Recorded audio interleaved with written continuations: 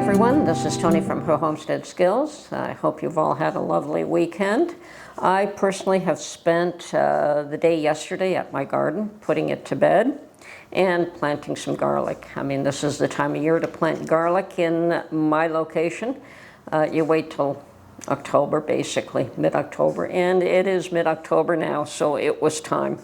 And I've basically put my gardening to bed. I've rolled up the hose, put it away, put my shovels and rakes away, so that is the end of the gardening season for me. It hasn't been the most successful garden season, but I've had my share of successes and failures like every year.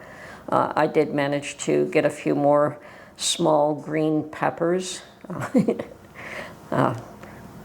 Yes, they were lovely, perfect little peppers, but they were small. So I did pick them and brought them home, and I will cut them up and put them in my freezer. So I had toyed with the idea of bringing home some pepper plants and overwintering them, and decided against that because I do have that little hydroponic unit that I'm trying to grow some things in, and one of the items that I'm growing is the ghost peppers, which are second from the hottest peppers that you can get.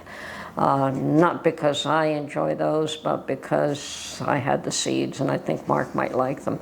But I may just put some of the regular garden variety green bell peppers, the red bell pepper seeds in there, and try to grow some of those as well. The ghost peppers seeds came up a lot faster than I thought. I was under the impression that they took forever to germinate, but no, they're germinating now. So that's fairly successful. So I think that I will start pepper plants internally in that little unit and move them over to soil when they get to a certain height. I'm not going to leave them in that unit.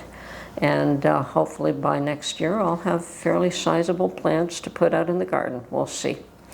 Anyway, that's it for my gardening, and I guess the other thing that I want to focus on in the next little while, and probably every day to some degree, is stocking my pantry. And I am not seeing lack of anything in the stores. Okay, so I know some of you are seeing shortages. I'm close to a very large setting, lots of people, lots of stores, so I don't know if they're just being very cautious about making sure that the stores are fully stocked. But the thing that I am seeing is that prices are just outrageous. So everything's available, but it's getting harder and harder to purchase quality items, and you really have to pick through and perhaps buy things that you normally wouldn't choose to buy. Like my coffee, I think I'll pay $8, $9 for a pound of coffee rather than $23. So, and adjust, because there's just only so much money to go around anyway. So you have to adjust. And I can tell you that I never did buy the most expensive cuts of meat anyway, except when maybe it came to veal, and even then I would not buy the most expensive cut of veal. So, veal is expensive enough as it is. Yes, keeping an eye on the stores and what's available and the pricing on it, and stocking up the pantry. And I highly recommend, if you don't have a year's worth of supply in your pantry, that you work towards doing that. Even if you're just starting off with stocking up a year's supply of beans and rice. And I could tell you that I have that, and we're not big on eating beans in this house. I know some people, that's a staple. In this home it is not, never has been. We're more the rice and pasta as the staple, and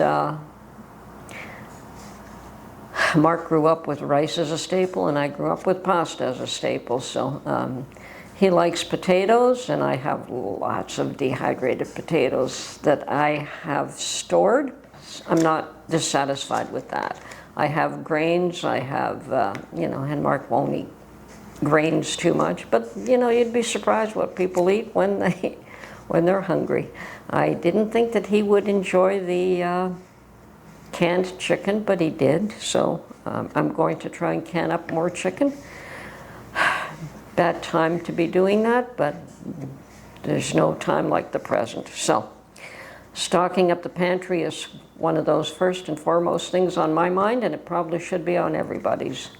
I have chicken stock to make up. I have the ingredients. I've purchased a couple of packages of the carcasses, so I can easily do up another 20 pint jars of chicken stock. I just have to get motivated to get that on the stove and get it done.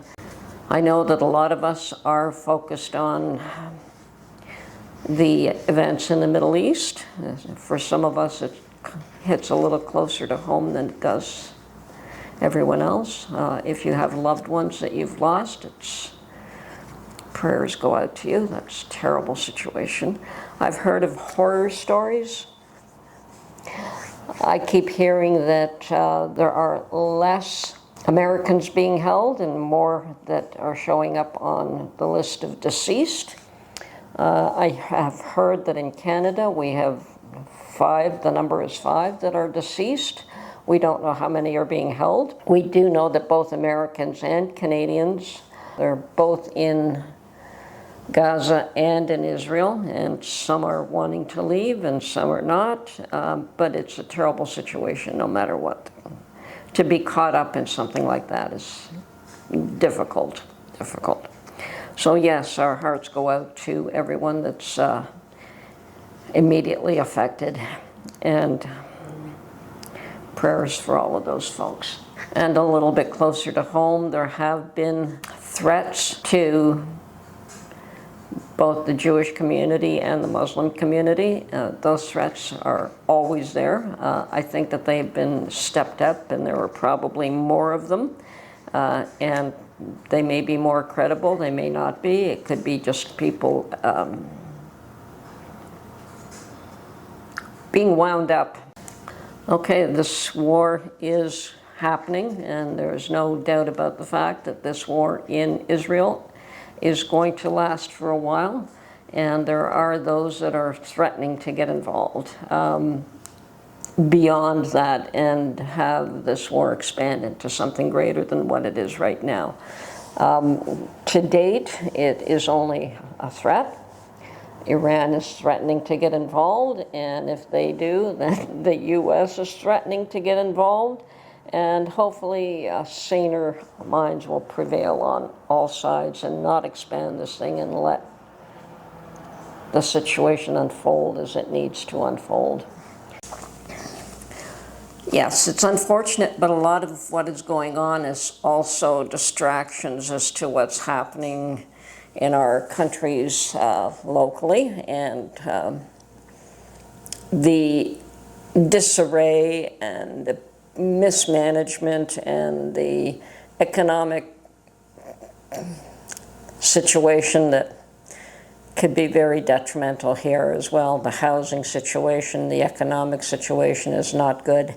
And yes, wars are a distraction to that, and people look away because obviously somebody's life is a lot more important than how many dollars somebody has to spend this week.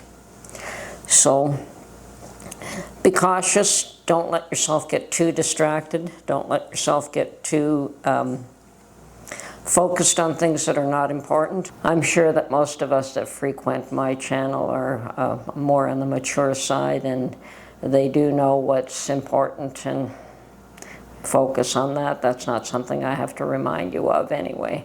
It's the youth that need to be educated, sadly to say. And they will get an education one way or another. The youth will be educated, whether it will be a difficult one for them or whether they will open their eyes and wake up is another story, but that's neither here nor there. We do our best we can with our youth. Perhaps we have failed them. I would say in some cases we may have spoiled them and failed them, but I don't think that that was the intent. And I think that they've been misled in many ways, but that's always the case as well. Anyway, this is Tony from Her Homestead Skills. I know that you know what's important. I know that you will focus on what's important. We must pray for all these folks in the Middle East and pray that this does not expand into a worldwide ugly situation, which it very easily can do. It's pretty obvious that things aren't going to get any better one way or another. There's no such thing as going back to pre-COVID and having life humming along nicely and only having to worry about the occasional issue here and the occasional issue there. No, it's ongoing. And if it isn't one thing, it's another. So yeah, try to bear with it as much as you can. Keep your head above water. Look after your financial situation as best as you can, and keep food stocked up. Anyway, this is Tony from Her Homestead Skills. We'll talk to you again real soon. Bye for now.